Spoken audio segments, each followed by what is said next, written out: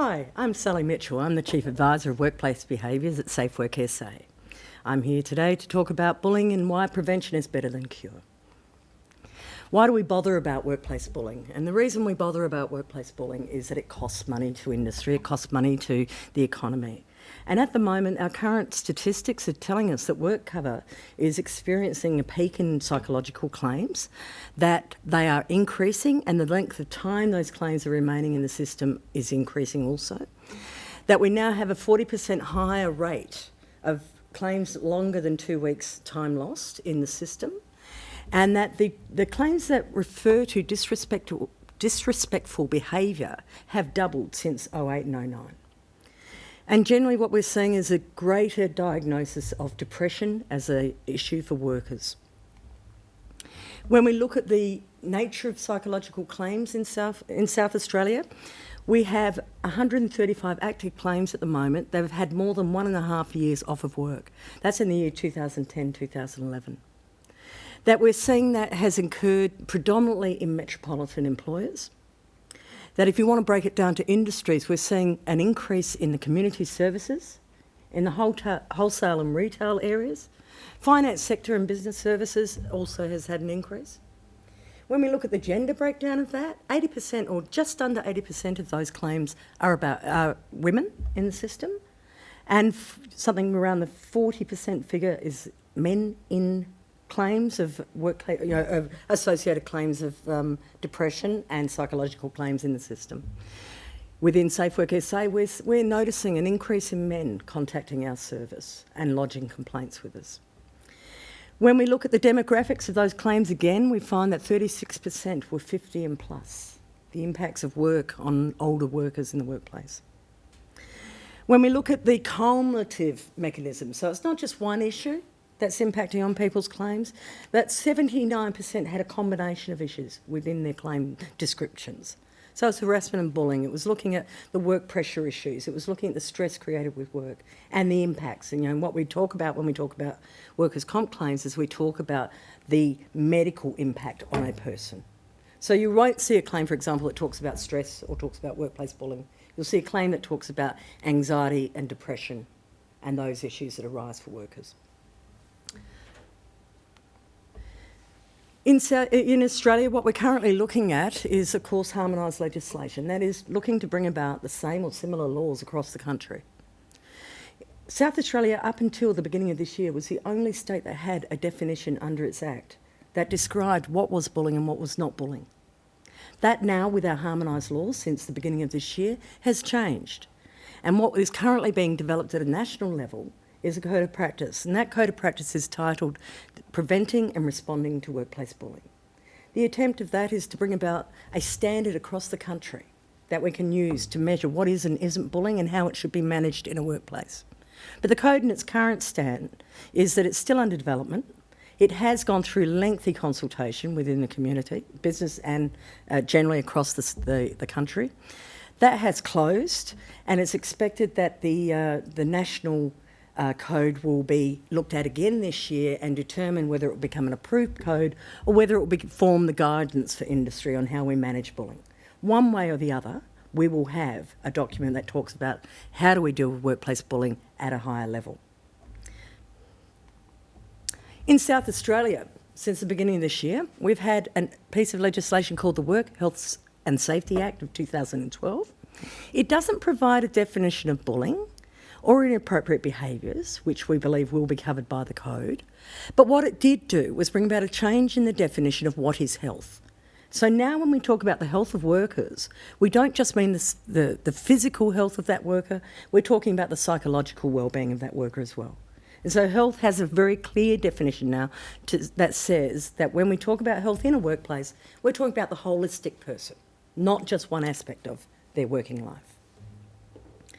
And what are we looking at when we measure workplace bullying? When we get complaints into the agency, what we're looking at is has an employer, has the PCBU carried out their duty of care to a worker? And that duty of care means that a worker, whether they be engaged casual or whether they be an ongoing worker or whether they be a contractor, whether they be somebody within the control of the employer, of the PCBU, that The PCBU has a duty of care to ensure that they carry out that work safely, that they are directed appropriately, that whilst they're in the workplace, that they are not at risk to injury, whether that be their physical health or their psychological health. And that includes looking at the provision of, in terms of the physical health, it looks at the provision of plant and substances and those things that we recognise very easily. It looks at provision of the safe systems of work in a workplace so that when we undertake our job, that we do so properly and we do so in a way that minimises or reduces or eliminates the risk to injury to ourselves. It covers the safe use and handling of plant and equipment, structures, substances in a workplace. It looks at the provision of our facilities in the workplace. How is it we get lunchrooms? How is it we get hot water? How is it we get those things? There is a duty of care on our employer to provide them to us. It looks at the fact that we must be adequately trained and given information about how we do our work. And supervision is critical in this. And what we often see in our work cover claims is that the point of disputation is at an immediate supervisor level. So how people are trained to undertake that work and how that people are trained to instruct others in their work becomes a duty of care of the employer, the PCBU. And that that the health of workers and the conditions of their workplace are monitored, constantly monitored to prevent injury or illness. The duty of care doesn't just lie on the PCBU. A duty of care lies on many people in a workplace or associated with a workplace. One of those critical ones are us as workers. We have a duty of care when we go to work. That is that we are responsible for not putting our own health and safety at risk. We're responsible for not doing things that put others at risk. We're responsible for ensuring that we comply with reasonable instructions about our work. You can't just say no. You can say no if a matter is unsafe, is going to put you at risk, but you need to articulate that. You can't just say, no, I don't want to do it. You have an obligation to follow reasonable policy and procedures that are put in place to govern your health and safety. And so when we look at the issues of duties of care, we don't just look at what the PCBU should be doing, we also look at what workers should be doing. And when we talk about bullying, we know that bullying is not just an up-down, it's not necessarily from a supervisor to a worker. It can be from a worker to a supervisor. It could be from a worker to a worker. Bullying and the statistics and the studies around bullying say that bullying can demonstrate itself in any way, shape or form in your workplace. And so we very much focus and talk about the duties of us as workers because ultimately at times it's about our behaviours to others that's impacting on their health and safety. When we talk about workplace bullying in a workplace, we say you need to apply your risk management processes. And this is when we say, how do you deal with workplace bullying? Well, how do you deal with any other hazard in your workplace, is what we say. And you undertake the 4-step process. You identify the hazards. What's the nature of your workplace? What are the issues and the stress factors in your workplace? Talk about what they are, identify what they are. What are the risks of those hazards that you've identified impacting on people? Control the risk. Can you do something about it? And of course, at all times, it's evaluating and reviewing what you've done. This is never a one-step process where you do it once and forget it. This is an ongoing, continual process like every other part of our health and safety policy and procedures. In a workplace, is a continual review, evaluate, is it working? Does it need changing? Does it need amendment? So when we talk about identifying the hazard, when we talk about workplace behaviours or workplace bullying, we're looking and saying, listen, does it exist now? Could it exist in our workplace? You look at the work being required of people, you look at the procedures in undertaking their work. You look at the factors that may create the environment. What's your workload? What's your time frames?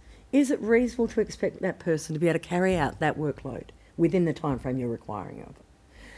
Are they responsible for getting that production out, therefore, may create a risk to how they behave to others in achieving their goals and their targets? Look at the systems of work. So when you're looking at, for example, I think of the meat industry where you have tally systems, where the output is critical. the pressures that can be upon people to achieve that output, to not, to bypass safety, to not consider how you behave towards each other, can be greater, and create those stresses in a workplace. That can bring about workplace bullying. We say be prepared to survey your workforce. I will say to any audience, though, don't survey your workforce without being prepared to hear what it tells you and take actions as a result of it. If you go out and you ask a group of people, are you being bullied? And they come back and say yes, well, what are you going to do about it? So surveying in its own right, just on itself, won't give you any reduction in bullying. What it will do is tell you whether you potentially have a problem or not. Monitor the patterns of absenteeism. And this isn't always easy in that, in the majority of workplaces, when you put down that you've been absent from work, it's because of an illness. But what you can look at is what's the timing of that absence? Has somebody started taking their leave or their sick leave or accessing their leave provisions when they never did before? What's been the factors that might have impacted in that workplace that's meant that you've got a greater increase in your absenteeism rates in that particular group or not? So it's about looking at that, not just saying how many sick days has somebody had, but looking at the pattern of those, looking at staff turnover. And recent studies around bullying suggest that people who observe bullying in a workplace are likely to leave rather than do anything about it. So what is your staff turnover? If you've got a workplace that has a high turnover of employees, why? Why? As we know, employing people is a very expensive business. So you don't, most employers do not want high turnovers of staff. But what's causing that? Why are you losing your skilled people? And of course, looking at the injury reports that are submitted within an organisation, incident reports, what are they telling you? Of course, what we do also know is that you can see what's happening in a workplace at times just by observing the way people are interacting. People who got on well, no longer getting on well. What's caused that? What's happening with that relationship? And of course, where many employers now are using the options of exit interviews and feedback. That question of exit interview is that somebody has nothing to lose by telling you the truth or their observations of their workplace. So again, they are all tools that you use in identifying, does your workplace have a risk of workplace bullying?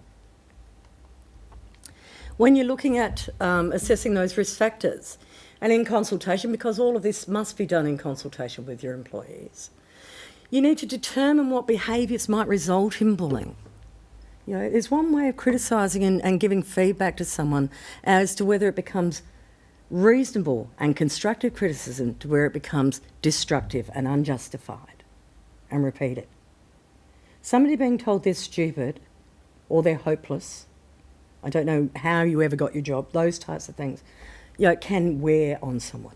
And, in the right circumstance, can be part of a bullying behaviour. Threats of punishment. If you don't do this, there's plenty of other people out there who have your job. If you don't want to work here, that's fine, you make the decision. Again, said to you often enough can push you out a door or push you into a circumstance of depression. Overloading a person, expecting too much. You might have a terrific worker that you can break by giving them too much because they've always achieved their output. What you don't always know is the impact that's having on that person. So what are the workloads in your team? Constantly checking unjustified criticism, nothing worse for somebody who knows how to do their job than having somebody constantly second-guessing them. Again, can be part of bullying behaviour. Humiliating, sarcasm, criticism. What was a joke the first time? The 10th time is no longer a joke. Those types of things. And being aware of that in a workplace. Insulting people, sarcasm. There's some people are very good with sarcasm. And it can be a joke one moment, but said again or taken, in the wrong circumstance can be really detrimental to somebody's well-being. Not giving people opportunities can also be a way of bullying in a workplace. Not providing information, not telling people when meetings are being held, not telling people of changes that are happening in their workload or in their workplace, and then finding out differently later on can be, again, part of behaviours that can be deemed workplace bullying. Spreading of gossips and rumours, and I've worked in more than one workplace where the grapevine in there was the most inaccurate thing out. Two people talk to each other, next thing they're behaving inappropriately in the workplace. The rumours and innuendo of and the impact that can have on people and people's well-being it can be quite serious. And of course, yelling, throwing things, practical jokes, initiations, the standard things that we've recognised in other industries. We know that the armed forces have had major issues around initiation. We know that in the past, if you were an apprentice, that you fully expected to cop some form of initiation when you commence work. And the simple ones are going to find a left-handed spanner were easy ones, but the ones that actually maybe tip somebody upside down in the bathroom were not okay. And the impact of that can be lifelong for some people. And we see those people come into our system on a regular basis. When we talk about the next stage of that is controlling that risk. So looking at developing and implementing strategies and plans to minimise and control those risks include the development of the policies. When we talk about workplace bullying policies, we talk about workplace behaviour policies, we talk about those things, they can all cover the same. And we say to employers, this is nothing new. When we go back 20 and 30 years ago, we were talking about this when we talked equal opportunity. When we said that we need to have policies and procedures that establish what was right and wrong in a workplace. These days, we know very clearly that goes without saying. You go to a workplace, there is no question that it would not have a harassment policy, an equal opportunity policy, that states very clearly that your employer will not stand for this behaviour in a workplace. It's not that hard to develop that same type of policy approach to workplace bullying. And that's what we say to employers. No tolerance approach. Bullying shall not be tolerated in a workplace. The ramifications of bullying is something that you need to determine on a case-by-case or a workplace-by-workplace basis. You need to establish what are your expected behaviours and consequences. People need to know what's going to happen if you behave inappropriately in the workplace. Develop your complaint handling procedure and your investigation procedure, and this is something we're very hot on. Majority of workplaces will have a grievance procedure. They'll have it established under their industrial relations, their HR practices at a minimum. But if you raise a health and safety issue in your workplace, then what is the process? Do you know that? Do your employees know that? Does it get followed through? And of course, how are these complaints going to be investigated? If there is a complaint, for example, if there was a complaint lodged against me, quite clearly it would not be appropriate for me to investigate that complaint. What we say is that you don't necessarily have to bring in an outside person. You can bring in somebody from another section of your organisation to undertake an investigation. We say do that with somebody who has some level of independence from the circumstance that they're being asked to look at. And of course, the one thing that we will repeat and repeat and repeat is that you must train people in your policies and procedures. You must provide information. You must, more importantly than anything, make your managers aware of their role in managing this in a workplace. What should they do when they receive a complaint or if they observe behaviours? We do have it said to us on more than one occasion, well, it wasn't told to me officially. I knew it was happening, but they didn't make an official complaint. And the one thing that we will be very strong in is it doesn't require an official complaint for an investigation for a matter to be looked at. Once an employer is aware, once a PCBU is aware that they may have an issue, they do have an obligation to explore that further. They do need to go and say, is there any substance to this? So just being made aware that you may have a problem can bring about an obligation on a PCBU. Controlling those risks, continued, we're looking at ensuring that people understand their responsibilities. It's spelling it out in Braille. Group norms, team norms, behavioural norms in a workplace. That's not to say people don't get frustrated. It's not to say people don't have a moment, where they express some level of frustration. It's about whether that's regular. It's about whether that's repeated, whether it's targeted. If they're doing it every day, then there's an issue. If they're doing it every day, what's wrong? Looking at having contact officers in the same way we do with equal opportunity. Who are the contact officers? Who's the person or the people within a workplace nominated? You need more than one. It's all well and fine to say the HR person is the person to go to, or the manager is the person to go to. But if that is the person you wish to lodge a complaint against, where else can you go? And where else, and so your policy and your procedures need to have that type of information available in it. And train those contact officers. There is training they can undertake to learn what they should do in that role. How do you maintain confidentiality and represent a person, or provide them with advice and ensure that you're doing that to the best of your ability? Job descriptions, we do stress that it is really important that position descriptions, job descriptions, contain reference to health and safety and can contain reference to how that is managed by a manager, or the obligations on us as workers in a workplace. What is our obligation under that health and safety component of our job description? That then makes it something that can be discussed at the performance review process. It means that, are you meeting your obligations in your role? Are you delivering on your role? Relevant disciplinary action. It doesn't mean everybody who may have found to have undertaken inappropriate behaviour in a workplace is sacked. We're not saying that. Worst case scenario, that could possibly be an outcome. But what we say is that you need to look at what are the consequences of bad behaviours in your workplace. It might be counselling. It might be some additional training. Maybe somebody's just not even aware of what they're doing is offensive to others. So the education of people. Might mean that, when you've looked at it, hang on, we actually didn't roll out our training. It's 2-3 years ago since we did that. We need to redo it again. It might raise an issue of needing to do something broader within the workplace. And keep your stats. Keep your information relating to your productivity, absence, grievances, those types of things. So again, it's looking at, you've implemented change. Does it show up in your reporting? Evaluation and review, as we said, it's always an ongoing matter. What we do suggest to employers is that if you've undertaken an investigation after you've gone through all of that process, review it. Was it workable? Did it achieve what it was designed to achieve? Does it need tweaking? Does it need changing? And always remembering in consultation.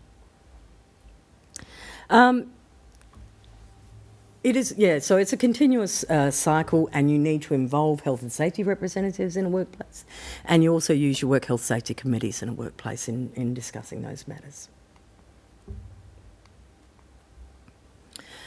When we look at workplace bullying, it's not just a one policy fits all either. It fits often with a range of policies in a workplace. Workplaces will have codes of conduct policies where they'll look at issues of how we, what's the basis of our employment, how we behave in our workplace, and that can be quite broad. We might have, ethical, a code of ethics, for example, on how we operate in our work. You'll look and you'll say most and all workplaces need to have a broader work health safety policy. So you'll have an overarching and umbrella policy that this will fit within. Your discipline and termination policies, again, need to be looked at in conjunction with what you develop for workplace bullying.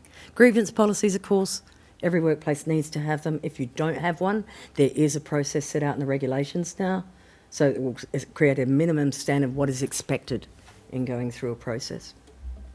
Your equal opportunity policy, my view is that 99% of workplaces now have that without question. No argument whatsoever about it. And of course, what's your training and development policies, and how does this fit with that? Training on what appropriate behaviours are in a workplace is as important as any other training you do in work health safety. And what's the role of SafeWork SA in this? We have a set of laws and regulations that apply obligations on PCBUs and how they address health and safety in their workplaces. In SafeWork SA, we have the Workplace Behaviour Unit, which commenced in December last year, 2012.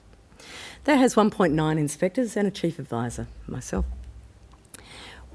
What that has meant is that we now receive all the complaints that the agency receives. They all come into this one unit, we have a look at those, and we take on all of those matters unless it is in a regional area, in which case we will refer it through to our regional teams with some guidance on the investigation process, or some of the specialist teams, such as mining, where we may not have access. We will deal with what can be dealt with in the metropolitan area. It's a combination, and what we recognised in looking at workplace bullying, and one of the things that we look at with this is, the reasonable health and the reasonable human resource management of staff. What's reasonable and what's not? And what we determined that we wanted within our team, people who had an understanding of HR, not just work health safety, but they needed to understand the dynamics of workplaces when it comes into that industrial relations aspect of work. What is reasonable, what is not, is something we need to be able to determine in our team. And we look at, to date, we've had 92 files. We get on average 11 files a month. That's been sitting reasonably the same over the last 12 months. And that we don't expect that to change significantly to the near future. So although we have no longer got a set definition in South Australia, we still have complaints of inappropriate behaviours made. We still receive those complaints every week, and we still investigate those complaints every week. What's our role when we're looking at that? Number one, we'll look at the circumstances, what's happened within that complaint. Speak with the worker. And the very first discussion we'll have is about what we can't do. We don't get people told off. We don't get people sacked, as a general. And we certainly, we're not in the position to be able to achieve financial compensation for people. So we need to be very clear with people, that's not our role. There are different forums that deal with those issues. When we look at a bullying complaint, we look at it and say, what's happened to that person? Is that, in a general description, a circumstance of bullying? Has that situation impacted on the psychological health of that worker or the complainant? And, where it, so often talk, comes in as a result of what's happening in a performance counselling arrangement. Is that a reasonable process? For somebody maybe who's never had anything other than normal performance counselling, all of a sudden being performance counselled maybe every week? Why? Is that reasonable? So they're the sort of questions that arise when we're looking at a file. We then look at it and say, does it breach the duty of care, primary duty of care? Has the employer provided training? Has the employer provided, is there policies and procedures in place? Have they undertaken their hazard ID and risk assessment? Have they implemented, anything as a result of that risk assessment? Show us evidence of that. So it's not just, yes, we have. The inspectors will say, and please show us evidence of how you've done that. If you've got a policy, please show us evidence of that policy. If you've got a grievance procedure, show us evidence of that grievance procedure. If there's complaint of bullying, we will at all times encourage the person to raise it internally first. There are odd occasions when somebody can't do that. Small workplace, the problem is the person who's the employer, and you might only have 5 people in that workplace. The ability to raise it internally may not be there, so they'll come to us. So with our assistance, we again will speak to the employer about how they might investigate it, how they might look at what's happened in that workplace. We'll look at it and say, does this breach the duty of care of workers? This isn't about a worker's behaviour towards another worker, by an act or an omission of an act. And that one is one that we're very clear on when we talk to groups of workers, to say, listen, what we do to each other is important and does impact on each other, and so we will look at that. And ultimately, did the behaviour create the risk to health and safety of the person, the complainant? Did it impact on their psychological health? Did it have the risk of impacting on their psychological health?